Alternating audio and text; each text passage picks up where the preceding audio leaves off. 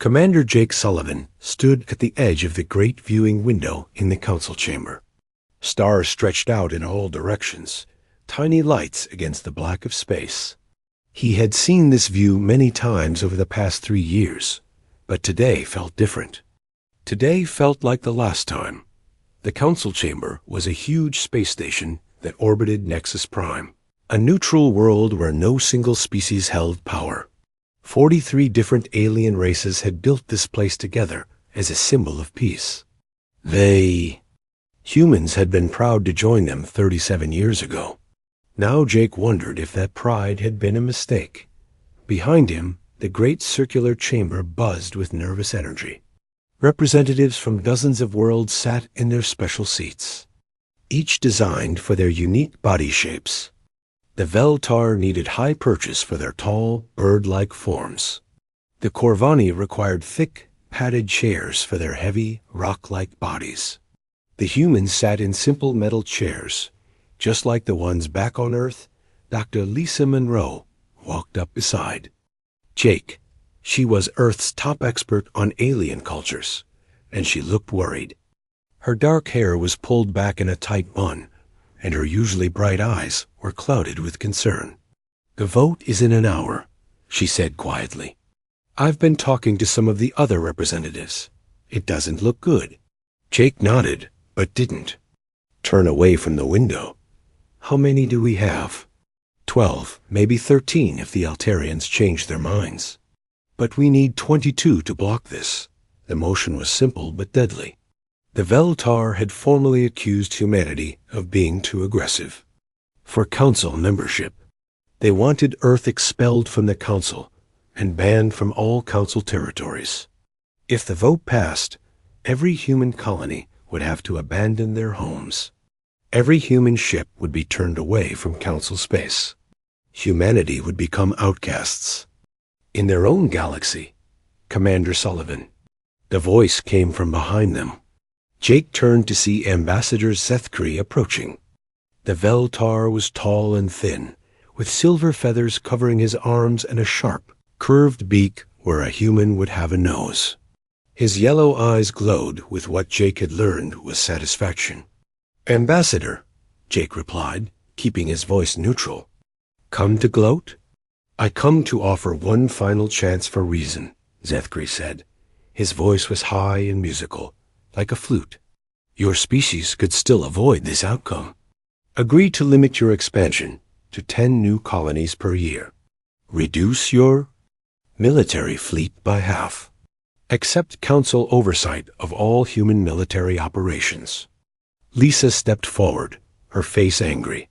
"You want us to become prisoners in our own space." "I want you to become peaceful," Zethkri replied. "Your species has established 47 new colonies in the past 5 years. The next highest number was 6, achieved by the Corvani. You build warships faster than any other species builds cargo vessels. You train soldiers while we train diplomats. We build what we need to protect ourselves," Jake said. "The galaxy is not as safe as the Council pretends." "Ah, but that is exactly the problem." Zethkri spread his feathered arms wide. "You see threats everywhere. You prepare for wars that do not exist. This is not the way of civilized species." Jake felt his anger rising, but kept it under control. Getting mad would only prove their point. "We've never attacked another council member. We've never threatened anyone's territory. We've followed every council law and regulation. Yet you grow stronger every day," Zethkri said. "Your technology advances at an alarming rate. Your people spread across the galaxy like a virus. The other species fear what you might become." "So this is about fear," Lisa said. "Not about anything we've actually done." "Fear is wisdom when dealing with a dangerous species," Zethkri replied. "Better to act now than wait until it is too late." The conversation was interrupted by a deep, booming voice. "The council will now come to order." The voice belonged to Chairman Veximer, an Altarian whose blue skin and 4 arms made him look like something from Earth's old mythology. Jake and Lisa took their seats in the human section. The chamber fell silent as Chairman Vexamer began to speak. We gather today to consider Motion 238715, brought forward by the Veltar delegation. This motion seeks the expulsion of the human species from the Galactic Council due to concerns about their aggressive expansion and military buildup. Jake stood up when his name was called. The Chamber's translation system would make sure every species could understand his words. He had practiced this speech 100 times, but his mouth still felt dry.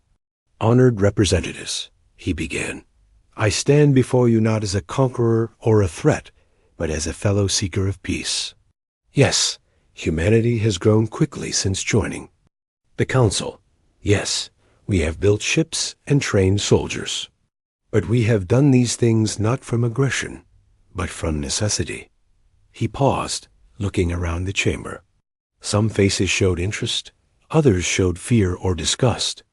My species comes from a world where survival meant adaptation, where standing still meant death. We learned to explore, to build, to defend ourselves because we had to. When we reached the stars, we brought these same instincts with us. But we also brought something else, Jake continued. We brought the desire to learn from others, to trade with peaceful species, to defend those who cannot defend themselves. In 37 years of Council membership, we have never once broken the peace. We have never attacked without cause. We have never taken what was not freely given. He could see Zethkriez's yellow eyes glowing brighter, a sign of anger among the Veltar. You fear our strength, Jake said, his voice growing stronger. But strength used in defense of peace is not aggression. It is responsibility.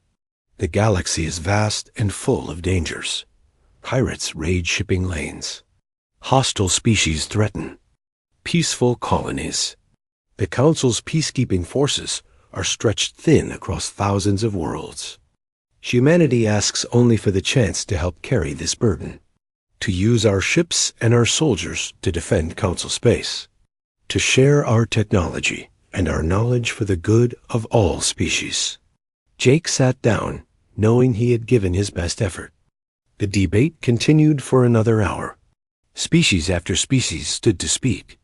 Some defended humanity, praising their contributions to science and defense.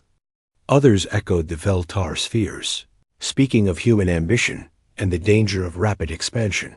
Finally, Chairman Vexamer called for the vote. All in favor of Motion 2387-15, the expulsion of humanity from the Galactic Council? The voting display lit up with colors. Green for yes, red for no, blue for abstain. Jake watched as the numbers climbed. Green, 31, red, 12, blue, 0. The motion passes, Chairman Vexamer announced. Humanity is hereby expelled from the Galactic Council, effective immediately. All human personnel must vacate Council facilities within 30 days. All human colonies within Council space must be evacuated within 90 days. Jake felt the world spinning around him. 37 years of cooperation, of building trust and friendship, destroyed in a single vote. He looked at Lisa, who was staring at the voting display in shock. Come on, he said quietly. We need to get word to Earth. As they walked toward the exit, Jake heard Zethkri's voice behind them. You understand, Commander. This is for the good of all species, including your own. Jake didn't turn around.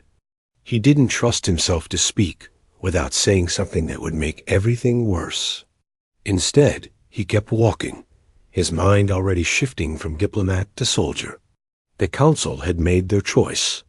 Now humanity would have to make theirs. Shuttle ride back to the human diplomatic ship was quiet. Lisa stared out the window at the stars, her face pale. Jake activated his personal communicator and sent a coded message to Admiral Kevin Barnes back on Earth. 3 words that would change everything.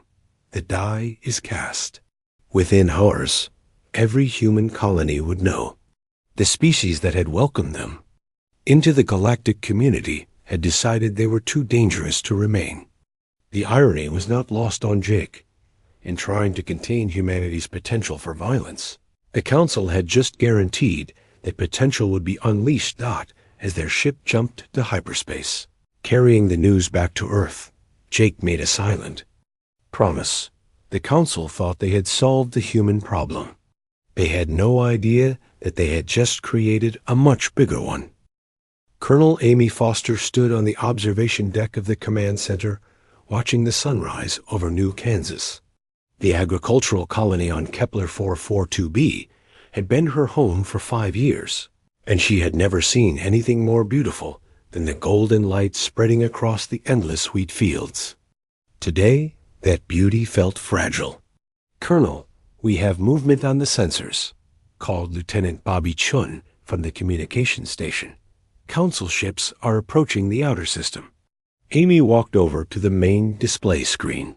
3 Council vessels were moving toward Kepler 442b, their blue and silver hulls reflecting the light from the system's star.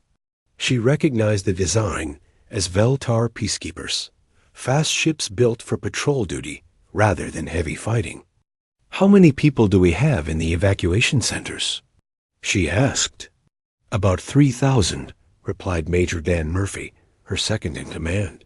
"The rest are still in the outer settlements. They're refusing to leave their farms." Amy understood why. These people had spent years turning this world into a garden. They had built homes, planted crops, and raised families here. The Council's expulsion order meant abandoning everything they had worked for. "Send a message to the approaching ships," Amy ordered. "Tell them we're still within the 90-day evacuation period. We have every right to be here." The response came back within minutes. The Veltar commander's voice was cold and mechanical through the translation system. "Colonel Foster, I am Commander Kethvis of the Council Peacekeeping Force. Your evacuation deadline has been moved up. You have 24 hours to remove all human personnel from this world." Amy felt her anger flare. "On whose authority?" "By order of the Council Emergency Committee. Your species has been reclassified as a potential threat to galactic security. All human colonies must be evacuated immediately." "We are not a threat," Amy replied. "We are farmers and families. We have no military installations here." "Every human colony is now considered a potential military base," Kethvis said. "You will comply with the evacuation order or face the consequences." The transmission ended. Amy stared at the screen, her mind racing. The Council was changing the rules in the middle of the game. They were not just expelling humanity anymore. They were treating them like enemies. "Ma'am," Lieutenant Chun called out, "I'm getting reports from other colonies. The Council is demanding immediate evacuation from all human settlements. They're not giving anyone the full 90 days." Amy walked to the window and looked out at the fields again. Somewhere out there, families were trying to decide whether to abandon their homes or stand and fight. The choice was about to be made for them. "Get me a channel to Captain Martinez," she ordered. The screen flickered, showing the bridge of the UES Defiant. Captain Rick Martinez was a tough man in his 50s, with gray hair and scars from his days as a merchant marine. His ship was part of the supply convoy that had been bringing food and materials to the outer colonies. "Amy, good to see you," Rick said, "though I wish it were under better circumstances." "Rick, what's your status?" "We've got 12 cargo ships loaded with supplies for the outer colonies. But we're getting word that Council ships are setting up blockades." "They're not letting anyone through."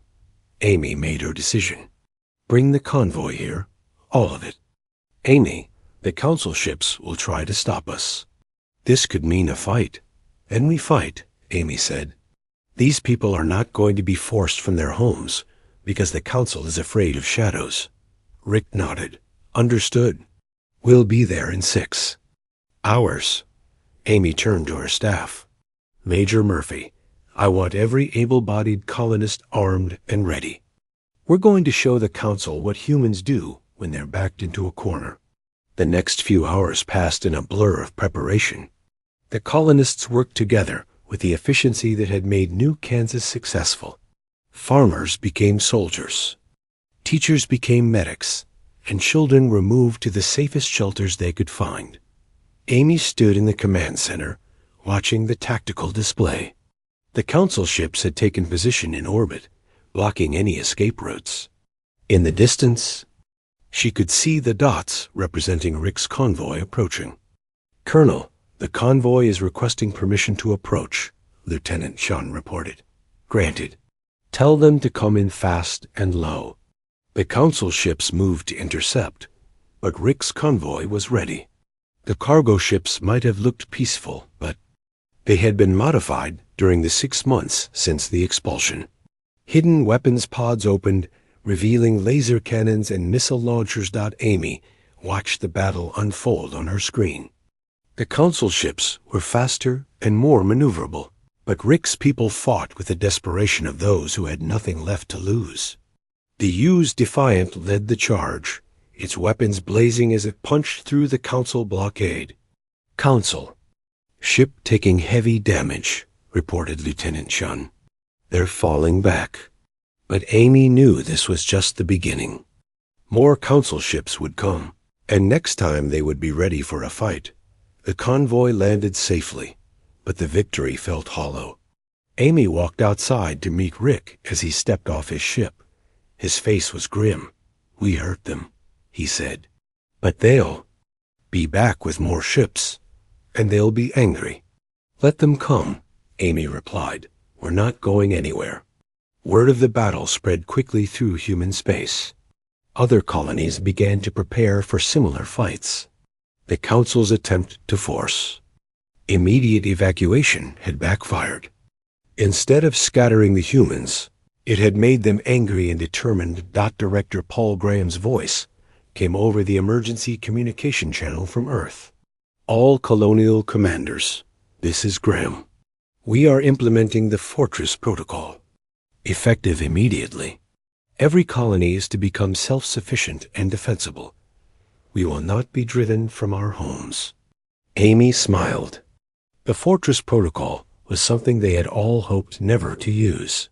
It turned every human settlement into a military base, every colonist into a soldier. It was the kind of militarization that had made the Council nervous in the first place. "Ironic," Major Murphy said, standing beside her. "They expelled us because they were afraid we were too military. Now they're forcing us to become exactly what they feared." The siege of New Kansas lasted for 3 months. Council ships came and went, testing the colony's defenses, trying to find weaknesses. Amy's people fought back with everything they had. They used mining equipment as weapons, turned farming drones into scouts, and converted their entire agricultural system into a war machine. The colonists learned to grow food in underground bunkers, to manufacture weapons from farm equipment, and to communicate using coded messages hidden in crop rotation patterns. Children who had never seen Earth learned to march in formation and strip down energy rifles. But the siege also showed them something else. It showed them that they were stronger together than they had ever been alone. Families that had barely spoken before worked side by side in the defense tunnels. People who had come from different countries on Earth discovered they were all human when it mattered. General Helen Carter's message arrived on the 3rd month of the siege. "All colonies, this is Carter. You have exceeded every expectation. You have shown the galaxy that humanity cannot be contained or controlled. The Council forces are withdrawing from contested systems. You are free to rebuild and expand as you see fit." Amy read the message twice before she believed it. The Council had given up. They had tried to force humanity out of the galaxy, and humanity had refused to go.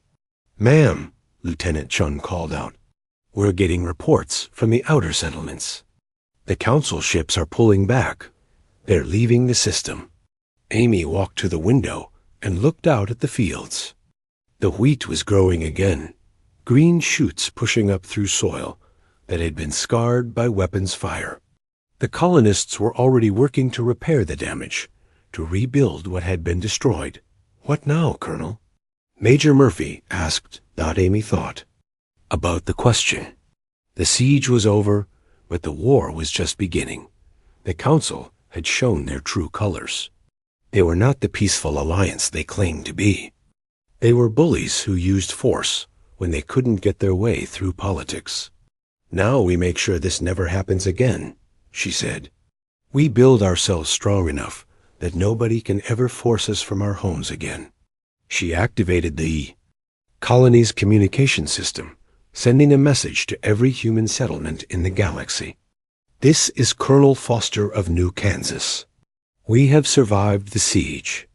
We have proven that humanity will not be driven from our homes. The Council thought they could contain us, but they were wrong. They have only made us stronger." The message was simple, but it carried across human space like wildfire. The species that had been expelled from the Council had found their strength.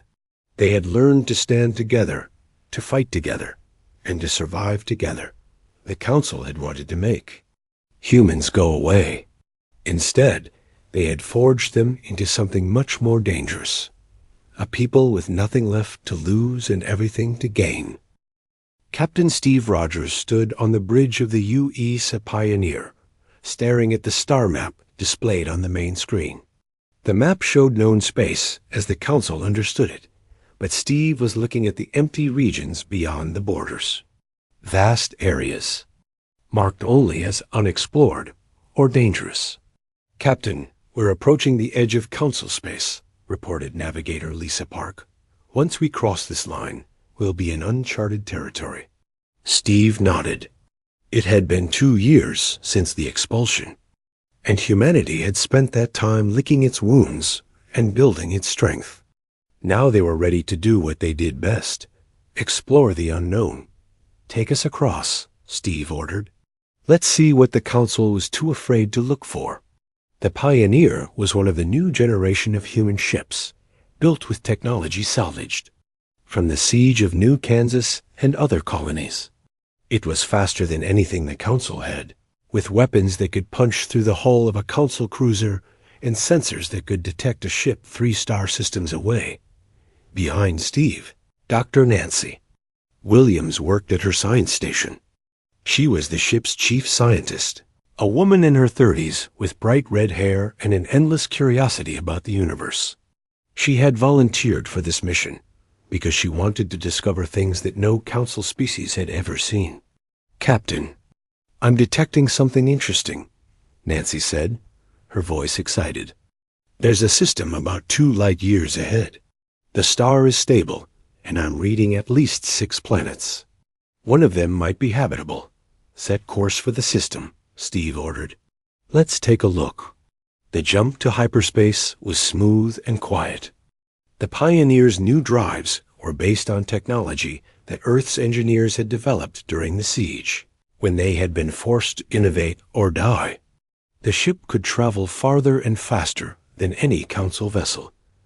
When they dropped out of hyperspace, Steve felt his breath catch. The system was beautiful, with a bright yellow star surrounded by planets of every size and color. The 4th planet was blue and green, with white clouds swirling in its atmosphere. "It's perfect," Nancy whispered. "Earth-like gravity, breathable atmosphere, plenty of water. This could support millions of colonists." But it was the 5th planet that made Steve's eyes widen. It was a dead world, its surface covered in ruins that stretched from pole to pole. The structures were massive, clearly built by a civilization, far more advanced than anything in Council space. "Nancy, are you seeing this?" "I'm seeing it, but I don't believe it," Nancy replied. "These ruins are ancient, maybe millions of years old. But the technology level is incredible. Look at these energy readings." Steve ordered the ship to land on the dead world. The away team that beamed down included Nancy, Security Chief Mark Johnson, and Engineer Beth Johnson. What they found would change humanity's future forever. The ruins were not just buildings. They were machines, vast constructs that had once harnessed the power of the planet's core. The beings who had built them had been masters of physics and engineering on a scale that made council technology look primitive. "Captain," Nancy's voice came through the communicator, "you need to see this. We've found some kind of archive. The information is stored in crystalline matrices that are still functional after millions of years. The data in the archives told an incredible story. The builders had been called the architects, and they had ruled a vast empire that spanned half the galaxy. They had been peaceful, like the Council, but they had also been incredibly advanced. Their technology could have made them gods, but something had destroyed them. The archives showed images of a dark force that had come from beyond the galaxy, consuming everything in its path. The architects had fought back, but they had been overwhelmed. In the end, they had chosen to destroy themselves rather than let their knowledge fall into the wrong hands. Almost all of their knowledge. The archives contained blueprints for technologies that the Council had never imagined. Faster-than-light communication, matter transformation, energy sources that could power entire civilizations. The architects had left it all behind, waiting for someone worthy to find it. Why didn't the Council ever explore this region? Steve asked when the away team returned to the ship. Because they were afraid, Nancy replied. The archives contain warnings about the dangers beyond the galaxy. The Council species read those warnings and decided to stay close to home. They built their safe little alliance and refused to look beyond their borders. Engineer Beth Johnson was practically vibrating with excitement. "Captain, with this technology, we could build ships that travel 10 times faster than anything the Council has. We could establish colonies and systems they don't even know exist." Steve made the decision that would define humanity's future. "We're going to build a base here. This system will be our first stepping stone into the unknown. Send a message to Admiral Clark. Tell him we found something incredible."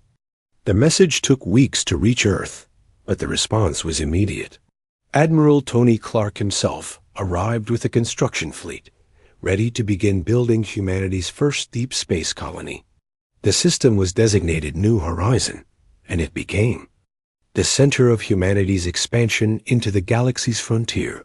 The technology from the architect archives was carefully studied and adapted. Human engineers, led by Beth Johnson, created new ship designs that incorporated the ancient knowledge. The fusion drives that resulted were marvels of engineering, capable of pushing ships to speeds that made the old Council vessels look like they were standing still.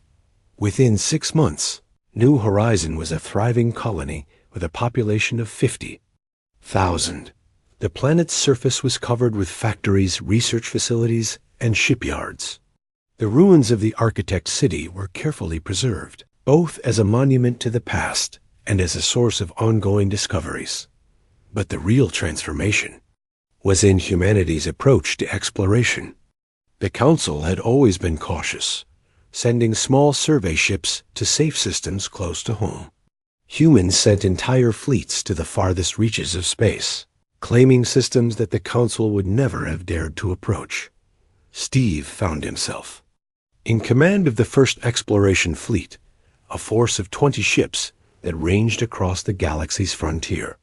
Every month brought new discoveries, habitable worlds, rich asteroid fields, and more ruins from ancient civilizations. The Council had been wrong about the dangers beyond their borders.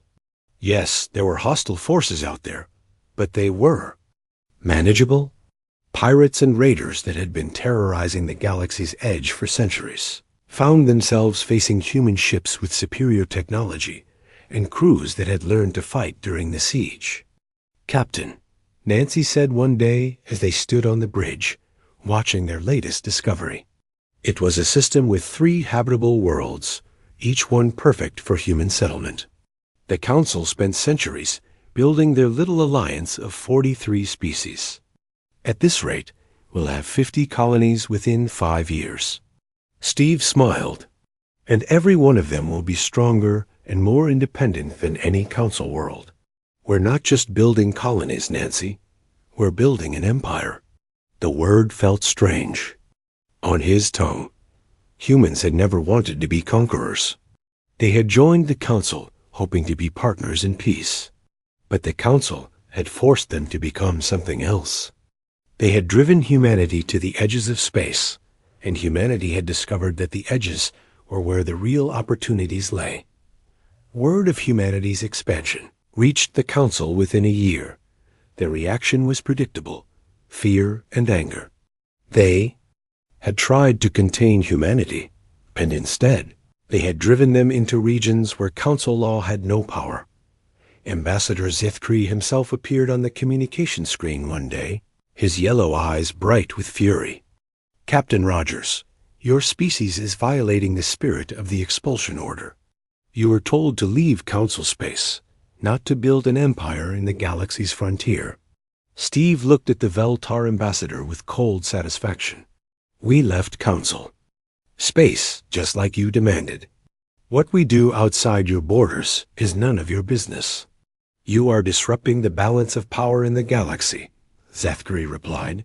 "Your rapid expansion threatens the stability that the council has maintained for centuries." "The council's stability was built on fear and complacency," Steve said. "You were so afraid of change that you refused to explore half the galaxy. Well, we're not afraid. We're going to go everywhere you were too frightened to look." The transmission ended with Zethkri's angry squawking. Steve turned to his crew, who were trying not to smile. "Set course for the next system," he ordered. "We have an empire to build." The next system contained 7 habitable worlds and the ruins of 2 more ancient civilizations. Steve stood on the bridge, watching the survey teams begin their work, and thought about the council's mistake. They had expelled humanity because they were afraid of what humans might become. In trying to prevent that future, they had guaranteed it. Humanity was no longer the eager junior partner hoping to fit into the council's vision of peace. They had become something the galaxy had never seen before, a species that refused to be.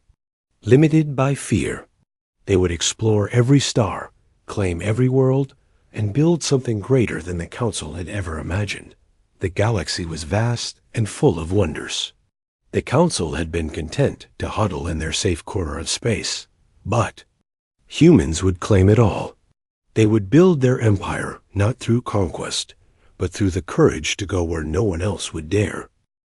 President Sam Mitchell stood in the Oval Office of the new Earth Government Building, reading the latest intelligence reports. 4 years had passed since the expulsion, and the galaxy had changed in ways that nobody could have predicted.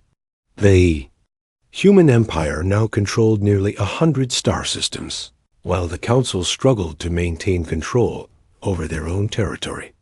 Mr. President, his aide, Secretary of Defense Karen Wright, entered the room carrying a secure data pad.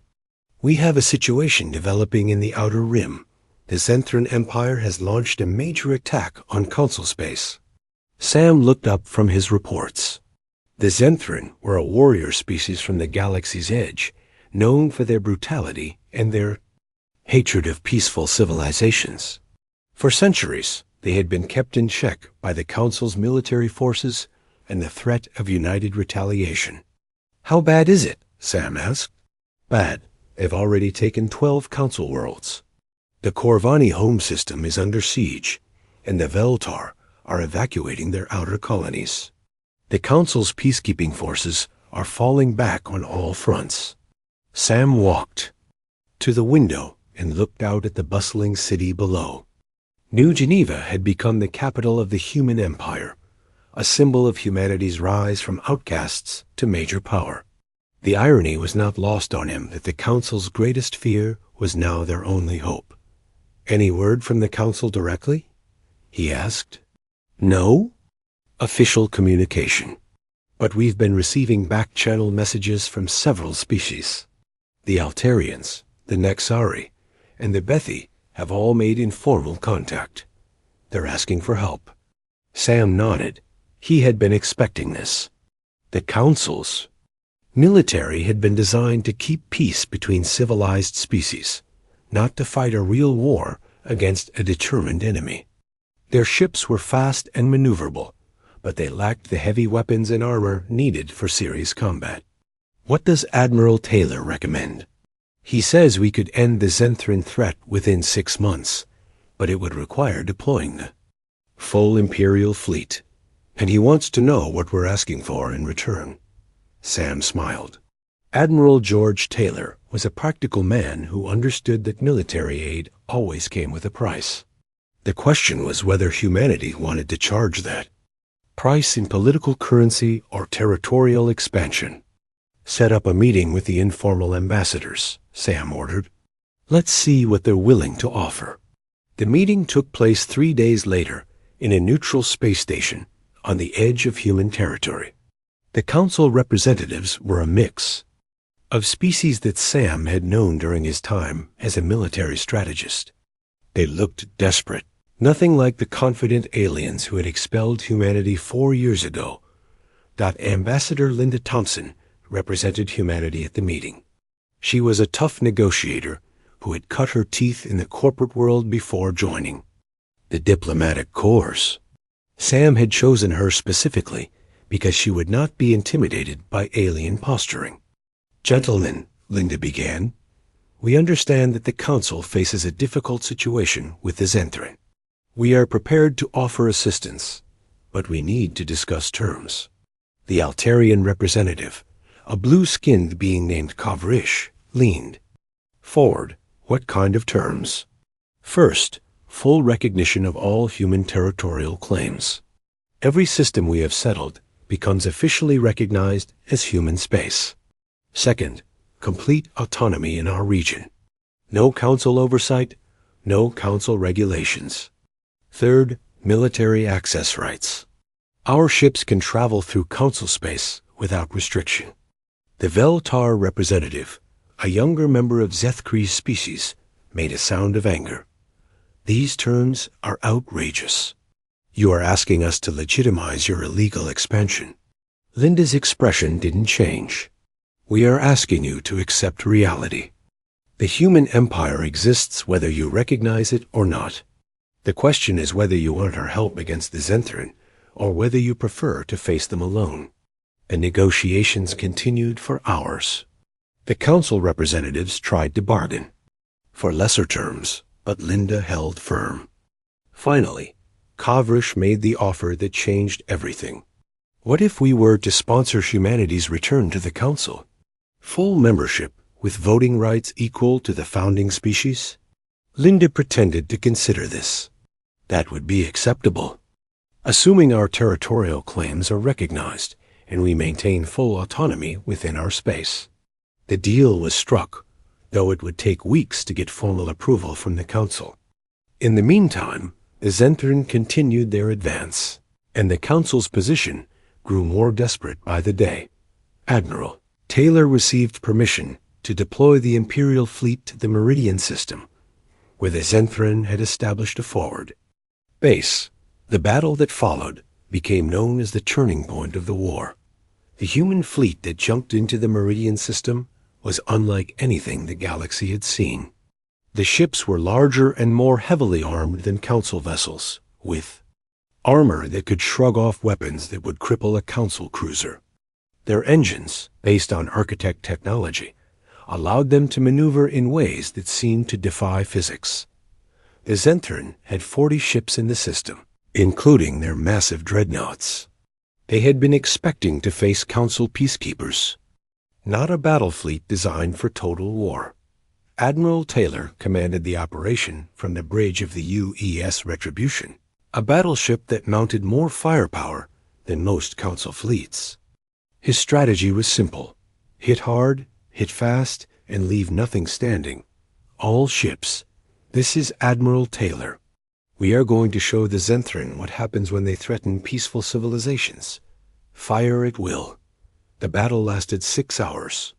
When it was over, The Zenthran fleet had been completely destroyed.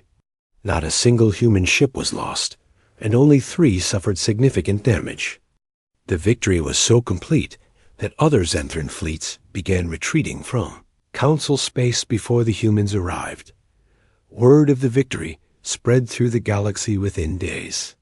The species that had expelled humanity 4 years ago were now dependent on human protection. The Council's military was revealed as inadequate, while the human empire had proven itself to be the galaxy's premier military power. But the victory also revealed something else.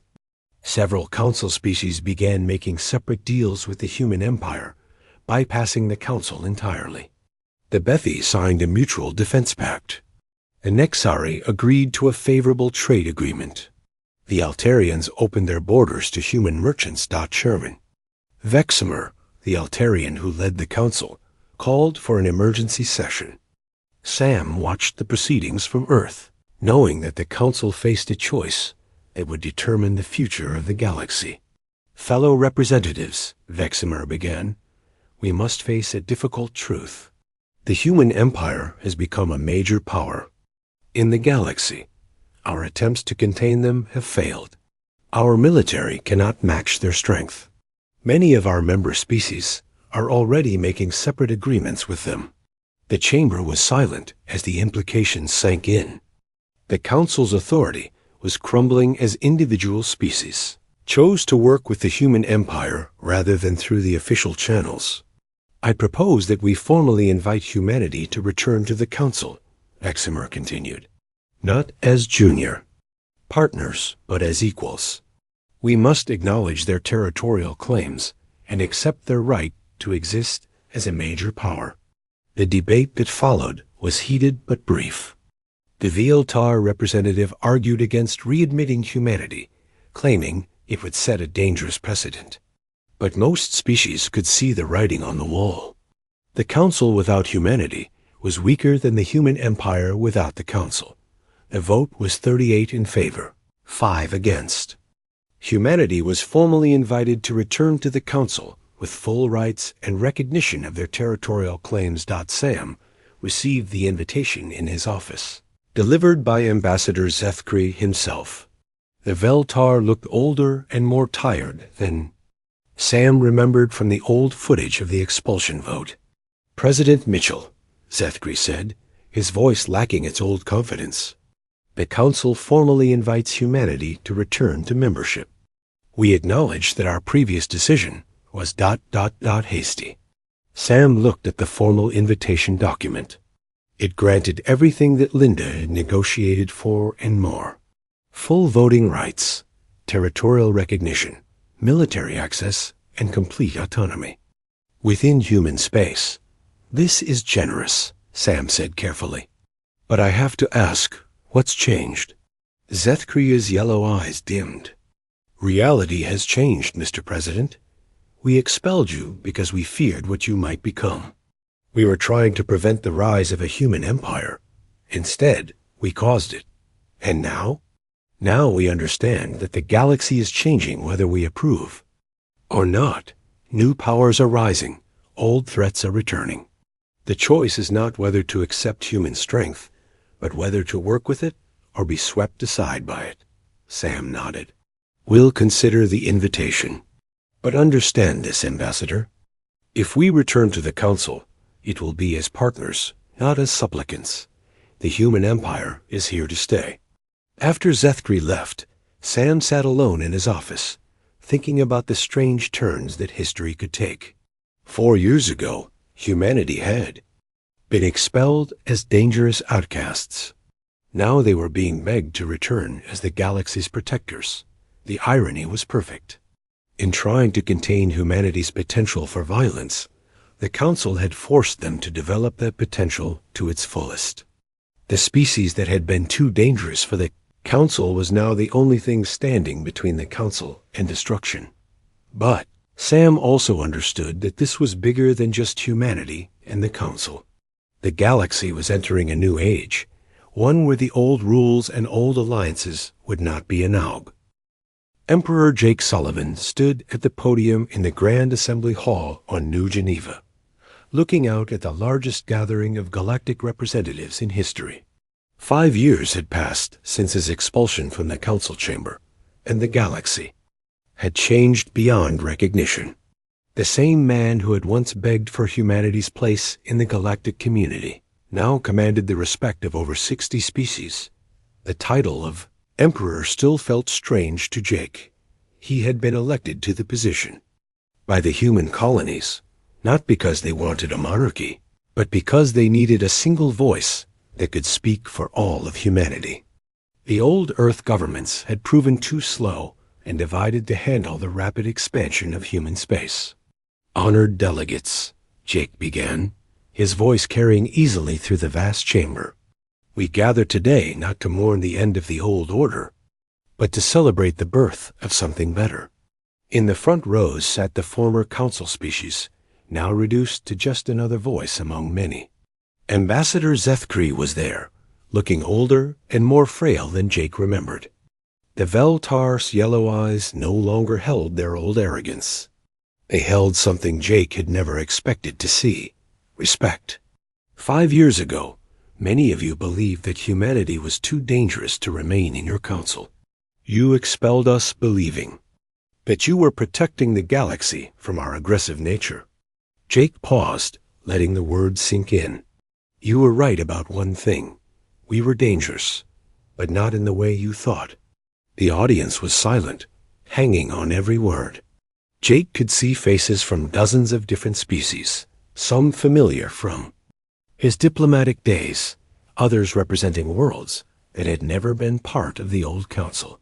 We were dangerous because we represented change.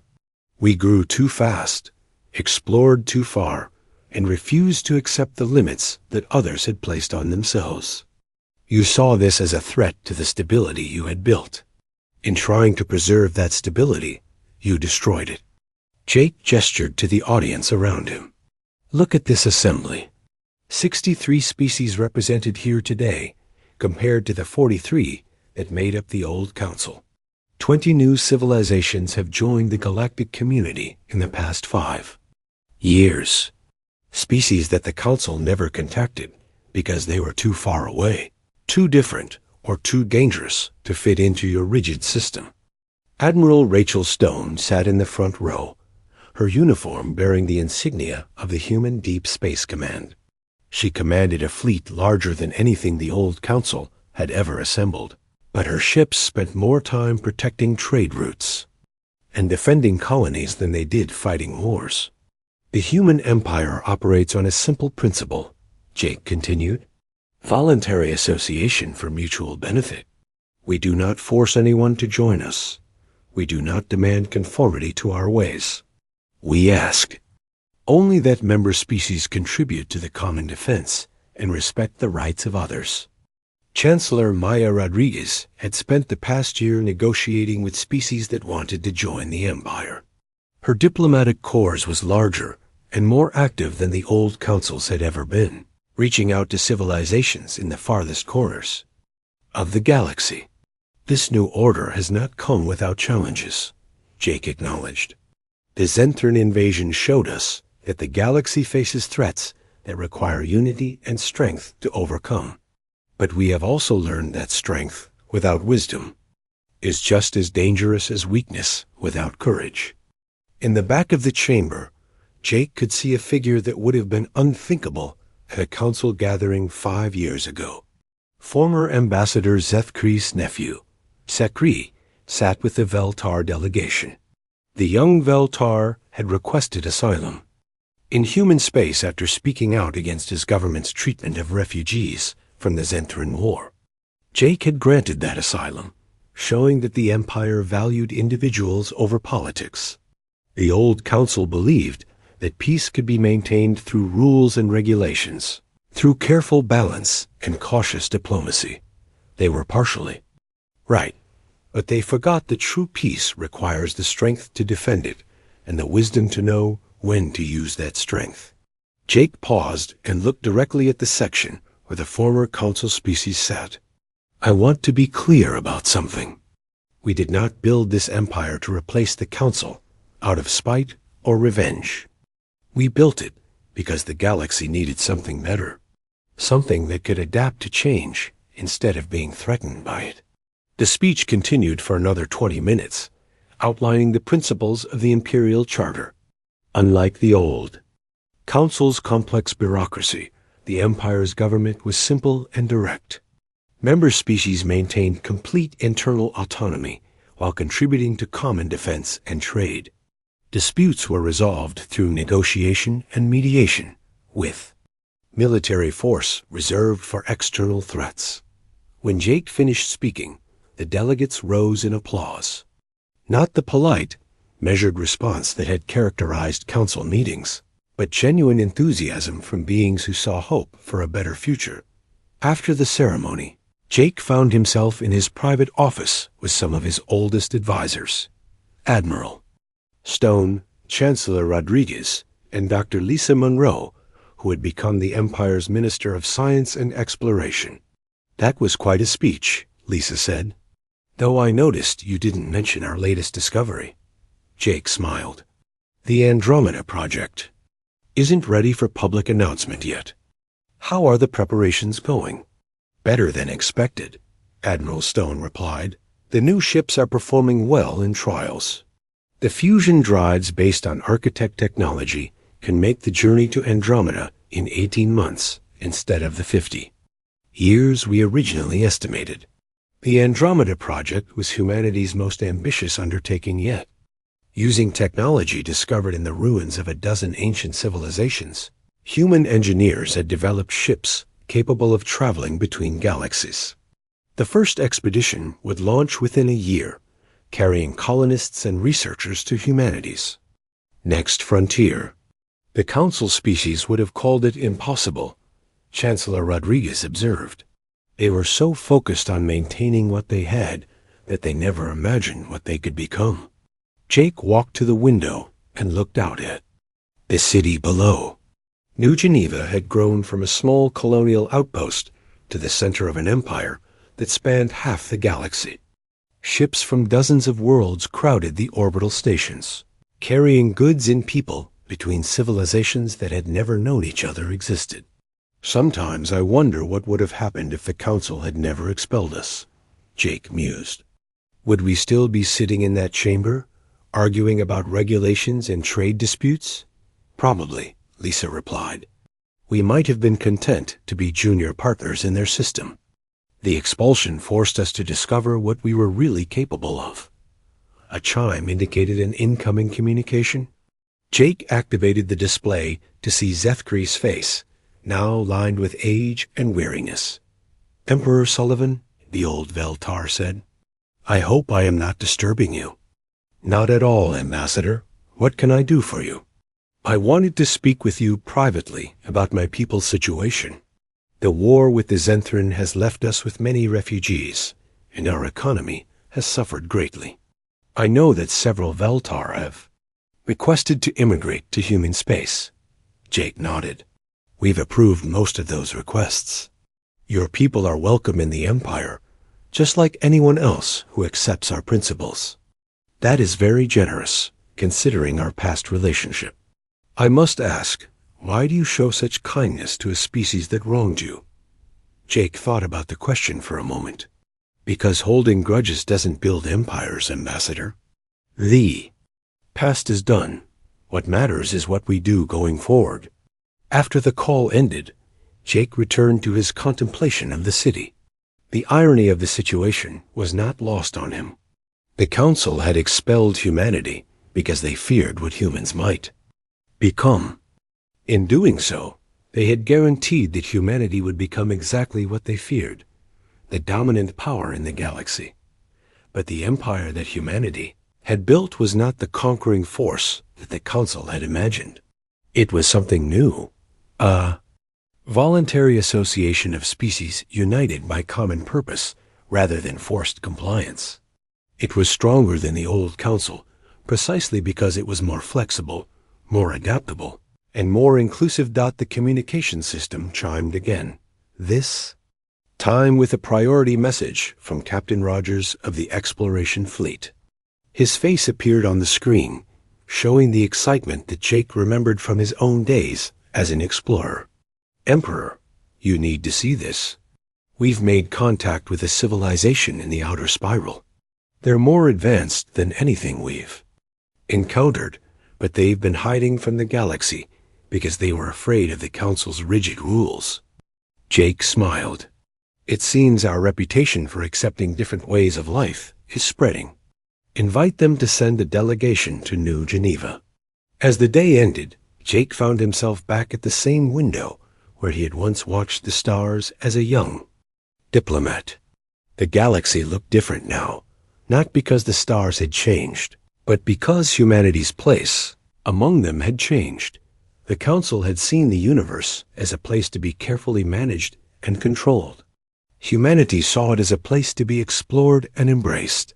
That difference in perspective had led to everything that followed: the expulsion, the empire, and the new order that was reshaping galactic civilization.